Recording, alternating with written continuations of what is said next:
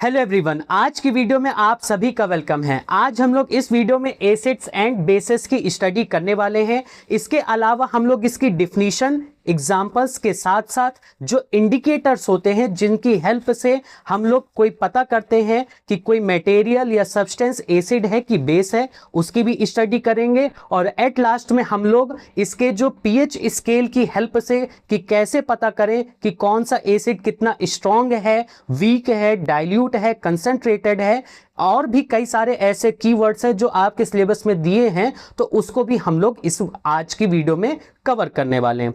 तो चलिए आज की वीडियो हम लोग स्टार्ट करते हैं।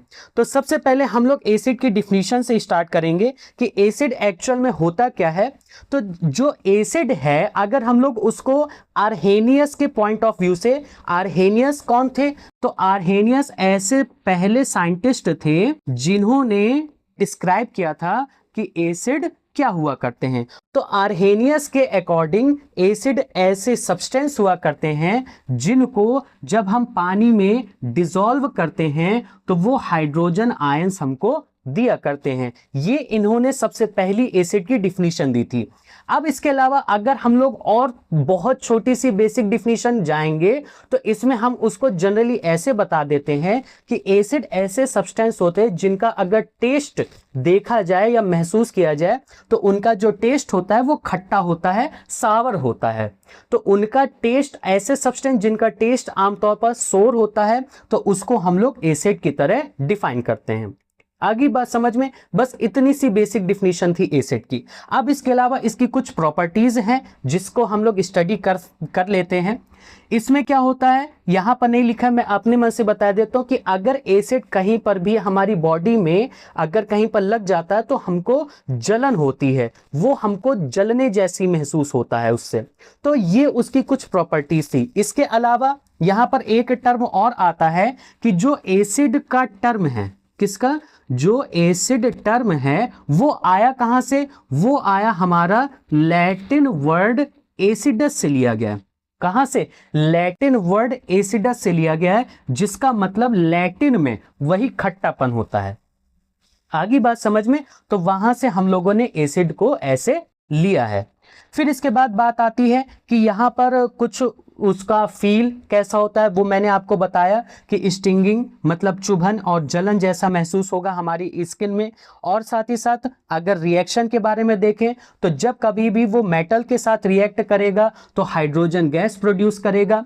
और इसके अलावा अगर बेस के साथ रिएक्ट करेगा, बेस मतलब क्या होते हैं? जिनका कैरेक्टरिस्टिक इससे अपोजिट होता है। तो अगर वो ऐसे बेसिस के साथ रिएक्ट करता है तो उसमें फिर वो सॉल्ट और वाटर का फॉर्मेशन किया करता है। ठीक, तो यहां पर ऐसे ये इसकी प्रॉपर्टीज थी। इसके अलावा ये तो इंडिकेटर्स के बारे में बताया गया है। हाँ, एक प्रॉपर्टी ये भी इसकी लिखी है कि अगर कभी भी ये किसी मटेरियल में डाल दिया जाए तो वो क्या हो जाता है? कोरोसिव हो जाता है। मतलब कि वो क्या होने लगता है? गलने लगता है। जैसे लोहे में जंग लग जाती है ना, तो बिल्कुल वैसे ही। ठीक, अब उसके बाद बात आती है यहां पर इंडिकेटर्स के बारे में हम लोग आगे अभी पढ़ लेंगे। यहां पर भी ऊपर पीएच और लिटमस पेपर के बारे में दिया गया है, उसको अभी हम लोग आगे इंडिकेटर्स में पढ़ेंगे। फिर उसके बाद यहाँ पर कुछ एग्जाम्पल दिया गया है एसिड का। यहाँ पर सबसे पहला साइट्रिक एसिड, ये हमारे खट्टे फलों में पाया जाता है जैसे कि लेमन, ऑरेंज, ग्रेप फ्रूट। फिर विनेगर, ये भी हमारा एसिड है। हाँ, अभी इसमें और एक टॉपिक आता है, वो मैं अभी आपको आगे आके बताऊंगा, जो जिसमें आता है organic acid and mineral acid. फिर इसके अलावा स्टमक एसिड, हमारे शरीर में भी एसिड पाया जाता है, HCl। अगर आपने डाइजेस्टिव सिस्टम पढ़ा हो तो उसमें हमारा जो खाना होता है उसको डाइजेस्ट करने के लिए जो एसिड यूज करता है बॉडी, वो होता है हमारा HCl, जिसको हम लोग हाइड्रोक्लोरिक एसिड भी कहा करते हैं। फिर बैटरी एसिड, ये वाला हमारे बॉडी के लिए हार्मफुल होता है। ये H2SO4 सल्फ्यूरिक एसिड हो सकता है। बैटरी का एसिड आमतौर पर बिजली बनाने के लिए हम लोग उसका यूज किया करते हैं। अब इसके बाद एसिड, तो ये बेसिक डिफिनीशन हो गई, एग्जाम्पल हो गए। अब होता क्या है कि एसिड हमारे अर्थ में दो तरह के होते हैं मेनली। सबसे पहला ऑर्गेनिक एसिड और दूसरा मिनरल एसिड। तो आइए एक बार उसके बारे में डिस्कस कर लेते हैं। देखिए, ऑर्गेनिक एसिड और मिनरल एसिड, तो सबसे पहले हम लोग ऑर्गेनिक एसिड के बारे में जान लेते हैं कि एक्चुअल में ऑर्गेनिक एसिड होते क्या हैं। तो होता क्या है कि एसिड हमारे अर्थ में दो जगह से मिल सकते हैं, एक तो हमारी बॉडी प्लांट बॉडी या तो एनिमल बॉडी में मिल जाएगा, तो हम ऑर्गेनिक लिविंग बीइंग हो गए। तो जो एसिड लिविंग क्रिएचर से, लिविंग थिंग्स से मिलते हैं, तो ऐसे एसिड हमारे ऑर्गेनिक एसिड कहलाते हैं। और ऐसे एसिड जो मिनरल्स से, अर्थ क्रस्ट से हमको मिलेंगे, तो ऐसे एसिड हमारे मिनरल एसिड कहलाएंगे। तो सबसे पहले हम लोग ऑर्गेनिक एसिड के बारे में जान लेते हैं। तो सबसे पहला पॉइंट ये लिखा है इसमें, फाउंड इन लिविंग थिंग्स, ये हमारे लिविंग थिंग्स में पाए जाते हैं। इनका मेन रोल बायोलॉजिकल प्रोसेस, हमारे शरीर की जैविक क्रियाओं के लिए ऐसे एसिड हेल्पफुल होते हैं। इनमें से कई सारे एसिड तो हम लोग खाते हैं जो फलों में पाए जाते हैं, अभी मैं उसके एग्जांपल दिखाऊंगा, आपको पता चल जाएगा।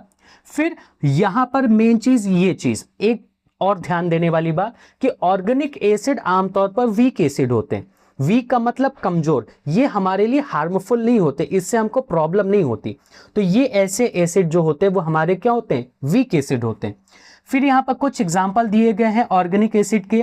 सबसे पहले एग्जाम्पल एसिटिक एसिड, इसका ये केमिकल फॉर्मूला लिखा हुआ है, 2 कार्बन है। इसको हम लोग, इसका जो केमिकल नेम, अगर ये तो कॉमन नेम हो गया, इसके अलावा हम इसका जो केमिकल नेम कह सकते हैं वो एथेनोइक एसिड भी होता है।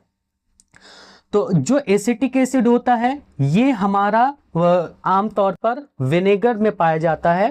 तो ये जो विनेगर होता है इसका हम लोग यूज अचार वगैरह को बचाने के लिए करते हैं। कैसे कि जो अचार होता है उसमें कोई कीड़े मकोड़े या तो कोई फंगस वगैरह ना लग जाए, इस वजह से उसको हम लोग विनेगर में डाल के रखते हैं। तो इससे क्या होता है कि हमारे फंगस वगैरह एसिड की प्रेजेंस की वजह से, विनेगर की प्रेजेंस की वजह से वो जो हमारा खाना होता है या जो अचार होता है वो खराब नहीं होता।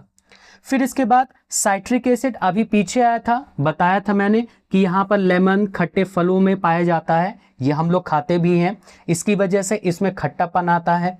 फिर लैक्टिक एसिड, ये आपको पता ही होगा कि दूध में पाया जाता है। ये जो लैक्टिक एसिड होता है ये लैक्टोबैसिलस नाम का जो बैक्टीरिया होता है वो दूध में प्रेजेंट लैक्टोज को कन्वर्ट कर देता है लैक्टिक एसिड में। फिर उसके बाद क्या होता है, लैक्टिक एसिड की वजह से उस दूध में प्रेजेंट केजीन नाम का जो प्रोटीन होता है वो प्रोटीन फिर उसमें मतलब जमने लगता है इस एसिड की वजह से, और जैसे ही जमता है वैसे ही वो हमको दही के रूप में दिखने लगता है। तो देखते होंगे ना कि दूध जम गया मतलब कि दही बन गई, तो वो इसी की वजह से होता है। तो ये लैक्टिक एसिड होता है। इसके अलावा लैक्टिक एसिड दूध के अलावा हमारे शरीर में भी बन जाता है। कब, जब कभी हम लोग कोई बॉडी पार्ट का एक्सरसाइज ज़्यादा कर लेते हैं तो उस जगह पर, जैसे मान लिया किसी ने हाथ की एक्सरसाइज ज़्यादा कर ली, पैर की एक्सरसाइज ज़्यादा कर लिया, रनिंग कर लिया, तो जहाँ पर कहीं मसल्स में, मांसपेशियों में हमको दर्द महसूस होता है, तो इसका मतलब समझ जाइए कि वहाँ पर हमारा लैक्टिक एसिड का फॉर्मेशन हो गया। फिर फॉर्मिक एसिड, ये हम लोगों को चींटियों के काटने से महसूस होता है। जब चींटियां काट लेती हैं तो हाथ में इचिंग, खुजली वगैरह होती है, तो वहां से वो फॉर्मिक एसिड हो गया। मैलिक एसिड, ये हमारा फलों में पाया जाता है, आमतौर पर ये हम कह सकते हैं कि एप्पल वगैरह में पाया जाता है मैलिक एसिड। ठीक, तो इस तरह से कई सारे एसिड है। यहाँ पर जनरल एसिड जो ऑर्गेनिक एसिड के एग्जाम्पल थे वो मैंने आपको बताए हैं। अब इसके बाद बात कर लेते हैं मिनरल एसिड के बारे में। जो मिनरल एसिड है बताया है कि वो अर्थ क्रस्ट से मिलते हैं हमको, वो हम लोग खुद एक्सपेरिमेंटली बनाते हैं। तो इसमें कुछ मिनरल एसिड का सबसे ज़्यादा दिमाग में आने वाले, जो सबसे ज़्यादा यूज़ में आने वाले एसिड हैं, उनका एग्जांपल दिया गया है। जैसे HCl, ये हमारे पेट में भी पाया जाता है, वैसे भी हम लोग एक्सपेरिमेंटली इसको बना भी सकते हैं। ठीक, फिर इसके बाद सल्फ्यूरिक एसिड, बहुत स्ट्रॉन्ग एसिड होता है, बहुत डेंजरस एसिड होता है, हम लोग इसको किंग ऑफ द एसिड भी कह सकते हैं। ये बहुत डेंजरस एसिड होता है। इसका यहाँ पर यूज लिखा हुआ है, अभी आपके इतना ज़्यादा काम का नहीं है, हम लोग केवल जनरल, हम लोग बेसिक के बारे में ही केवल आज पढ़ रहे हैं। फिर नाइट्रिक एसिड, नाइट्रिक एसिड भी बहुत इंपॉर्टेंट एसिड है। इसका यूज़ बताइए, हम लोग फर्टिलाइजर्स वगैरह बनाने में कर लेते हैं। इसी वजह से कहते हैं कि जो आजकल फसलें होती हैं, फसलों में हम लोग ऐसी खाद का इस्तेमाल करते हैं तो वो फ़ायदा होने के बजाय ज़्यादा नुकसान करने लगती हैं, क्योंकि एसिड है वो हमारे शरीर को कहीं ना कहीं नुकसान पहुंचा रहा है। इस वजह से हम लोगों को फर्टिलाइजर्स के बजाय मैन्योर्स का अगर हम लोग यूज़ करें तो वो ज़्यादा फायदेमंद होता है। लेकिन प्रॉब्लम क्या होती है, इसका लोग किसान क्यों नहीं यूज़ करते हैं? क्योंकि इससे जो क्रॉप प्रोडक्शन होता है वो कम होता है, जबकि फर्टिलाइजर में क्रॉप प्रोडक्शन बढ़ जाता है। तो जाहिर सी बात है हर एक व्यक्ति को ज़्यादा से ज़्यादा फसल उगा के पैसा कमाना है, तो इस वजह से वो इस चीज़ का ध्यान देने के बजाय वो एसिड से बने हुए फर्टिलाइजर्स का यूज़ कर लेते हैं। तो ये आपका मिनरल एसिड के बारे में था। ठीक, अब जो हम लोग पीएच स्केल के बारे में बात कर रहे थे उसको देख लेते हैं। यहाँ पर कुछ सोर्स दिए गए हैं कि हम लोगों को जो एसिड है वो किससे मिलेगा। विनेगर में एसिटिक एसिड अभी बताया, एप्पल में मैलिक एसिड, मिल्क में लैक्टिक एसिड, और आंट में फॉर्मिक एसिड।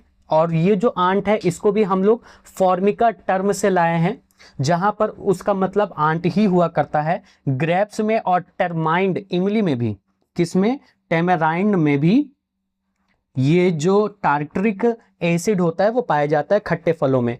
टमाटर में ऑक्जेलिक एसिड, इसकी वजह से पथरी का खतरा भी होता है, इसी वजह से जिनको पथरी होती है उनको टमाटर मना रहता है। लेमन में साइट्रिक एसिड अभी बताया था। तो ये कुछ एसिड है जो ऑर्गेनिक एसिड है, जो हम लोगों को किससे मिलते हैं वो यहाँ पर था। तो ये सोर्स के बारे में था। अब यहाँ पर आपके सामने देखिए एक पीएच स्केल बनी हुई है।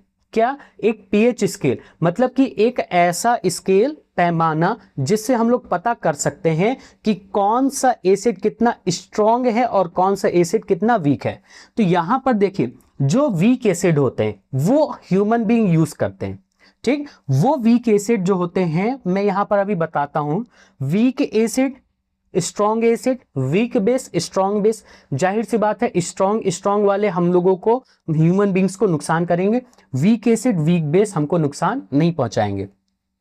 सबसे पहले तो पीएच स्केल को 0 से 14 तक में हम लोग डिवाइड करके हुए करते हैं। तो यहां पर हम लोग जो मानते हैं इसका जो इनिशियल पॉइंट, जो बीच वाला जो पॉइंट लेके चलते हैं वो हम ये वाला पॉइंट लेते हैं। कौन सा? 7 नंबर।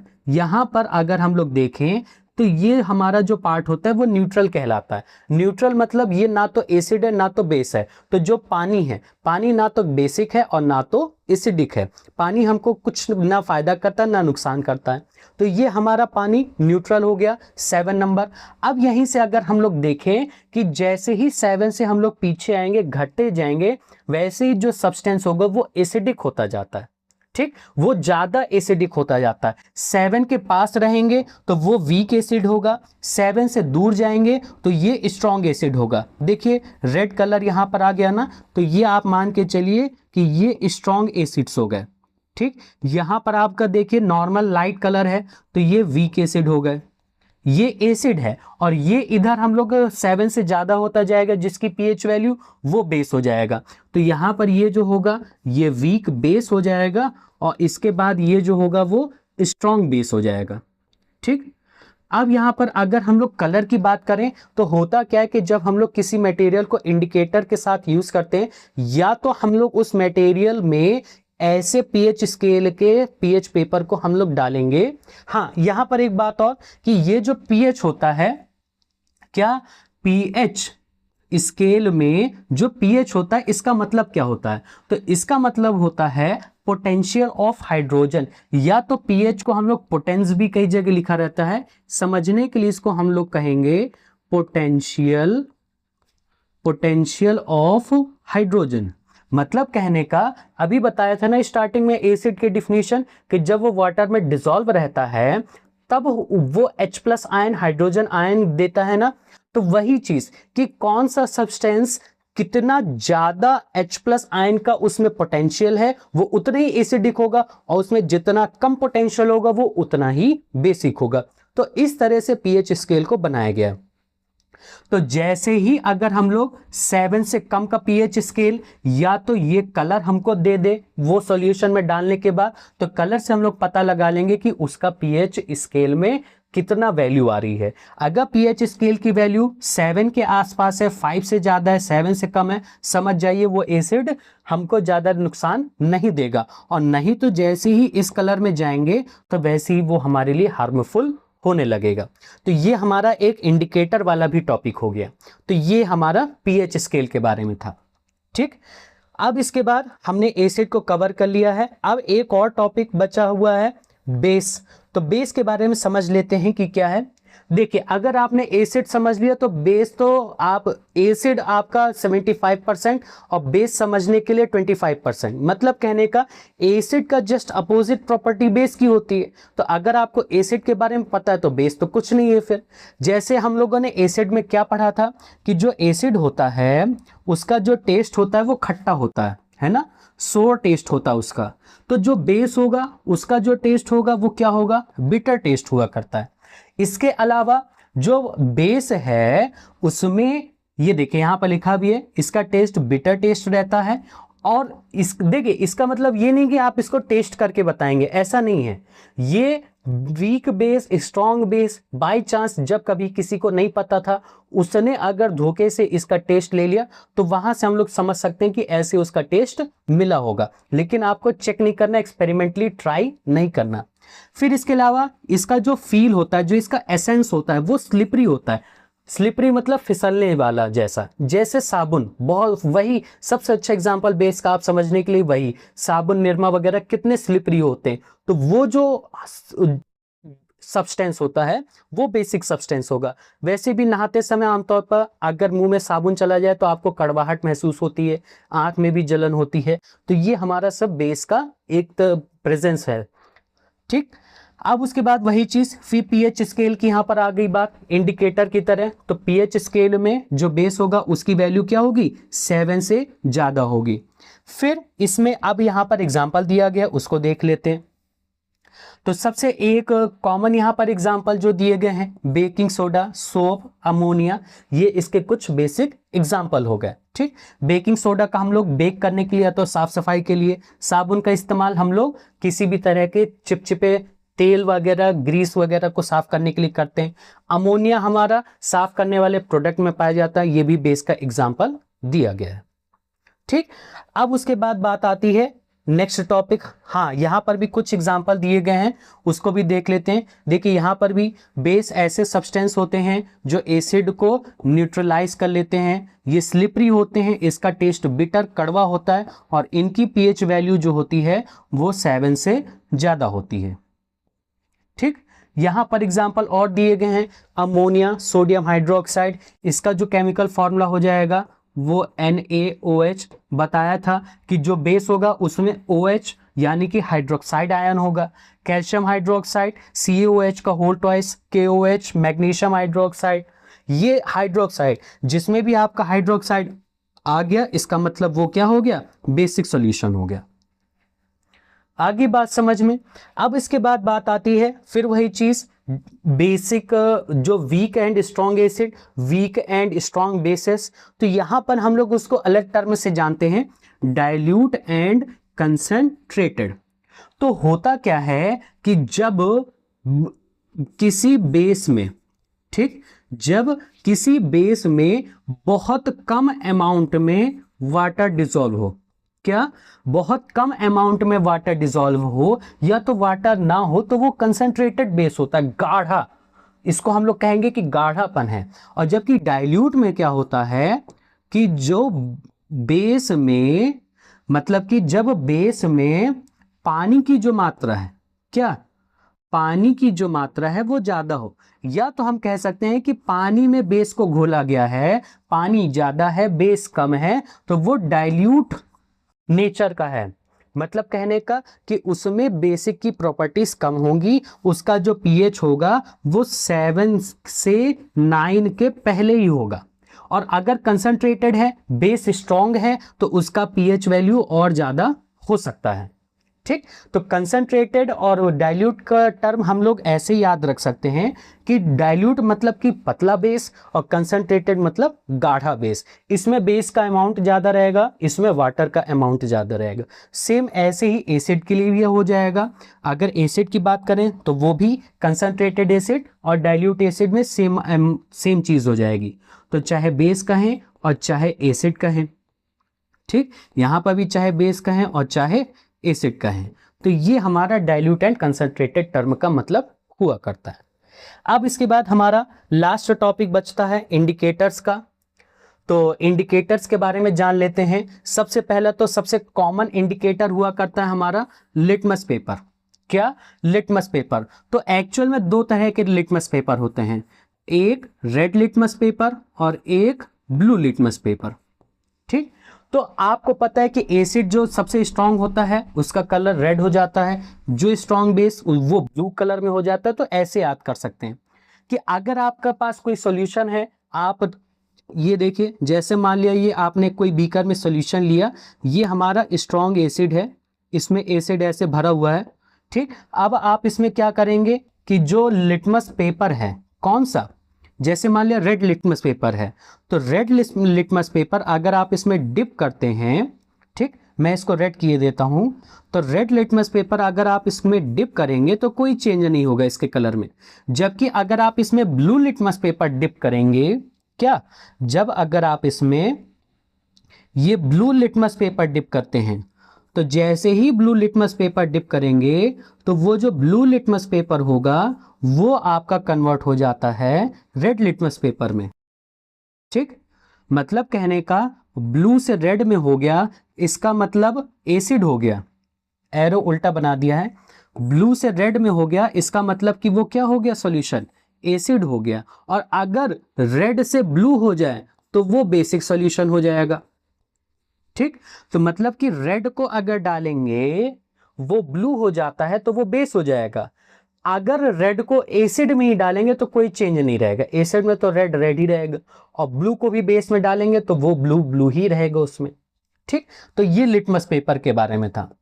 अब उसके बाद यहाँ पर कुछ यूनिवर्सल इंडिकेटर के बारे में है, मतलब कि ये सबको हम लोग, इसको हम लोग यूनिवर्सल क्यों कह रहे हैं, क्योंकि हम लोग इसमें इसको हम लोग इजीली सब में इस्तेमाल कर सकते हैं। सबसे पहले यूनिवर्सल इंडिकेटर पीएच स्केल बताया था, रेड कलर का उसमें कलर हमको पता चल जाता है, उससे आइडिया लग जाता है। फिर यही हमारा यूनिवर्सल इंडिकेटर हो गया।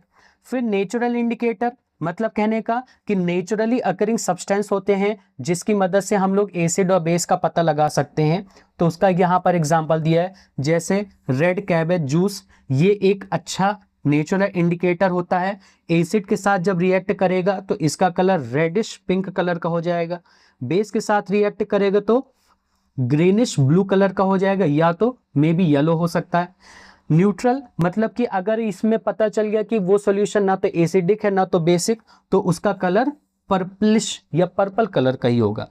इसी तरह से हल्दी का पाउडर एसिड के साथ रिएक्ट करेगा तो वो पीली ही रहेगी, कोई उसमें चेंज नहीं होगा। अगर बेस के साथ रिएक्ट कर जाएगा तो उसका जो कलर होगा वो रेडिश ब्राउन हो जाएगा। आगे बात समझ में, तो इस तरह से कुछ इंडिकेटर्स के बारे में दिया गया था। यहां पर देख सकते हैं आप, ये पीएच स्केल का इमेज बना हुआ है। देखिए, ये प्योर वाटर है, यहाँ पर इसमें ना तो कोई एसिडिक सब्सटेंस एक्स्ट्रा है ना तो बेसिक, तो इसकी जो पीएच वैल्यू होगी वो हमारी 7 ही है। जैसे जैसे पीछे आएंगे, यहाँ पर जैसे यूरिन है, इसकी पीएच वैल्यू 5 है। इसमें यूरिक एसिड हम लोग कह सकते हैं कि पाया जाएगा, या तो अमाउंट इसका कम होगा, इसीलिए इसका जो पीएच है वो भी 7 के आसपास है। टमाटर में 4 इसका पीएच वैल्यू दिया गया है। गैस्ट्रिक जूस जो हमारे पेट में खाने को डाइजेस्ट करने के लिए यूज़ होते हैं, जैसे HCl वगैरह, तो वो हाईली एसिडिक होते हैं, तो इसका पीएच वैल्यू यहाँ पर 2 के आसपास है। फिर यहाँ पर अगर हम लोग न्यूट्रल से आगे जाते हैं, 7 से आगे जाते हैं, बेसिक सॉल्यूशन में जाते हैं, तो ह्यूमन ब्लड, हमारा जो खून होता है मनुष्य का, उसका जो बेसिक नेचर हुआ करता है, उसका पीएच 7.4 के आसपास। फिर साबुन, वो बेसिक नेचर ही है, आपको पता ही है। फिर इसके अलावा ब्लीच वगैरह, ये सब हाईली बेसिक मटेरियल हुआ करता है।